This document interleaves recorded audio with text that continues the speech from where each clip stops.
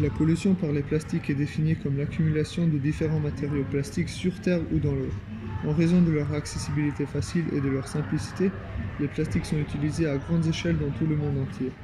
Bien que les plastiques se soient avérés extrêmement utiles, leur production et leur élimination constituent une menace majeure pour toutes les formes de vie sur Terre.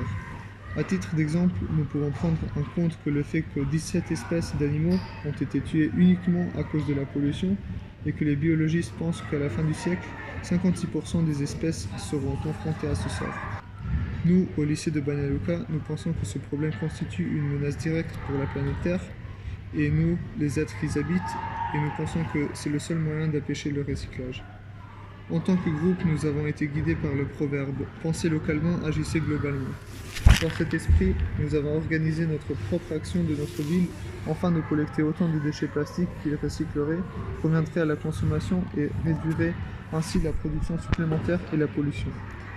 Mais non seulement cela, notre objectif principal était de sensibiliser et d'empathiser les enfants et les jeunes qui, malheureusement, ne sont pas suffisamment sensibilisés à l'environnement.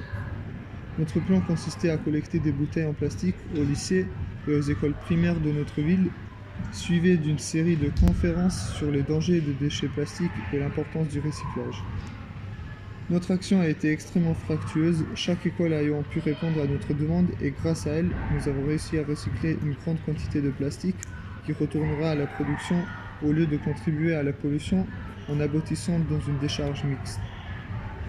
Mais le succès le plus important reste d'encourager et de sensibiliser les jeunes, mais le monde reste pour les jeunes. Notre effort peut sembler être une goutte d'eau dans l'océan, mais nous pensons que si beaucoup de petites personnes font beaucoup de petites choses dans beaucoup de petits endroits, elles peuvent changer le visage de la Terre.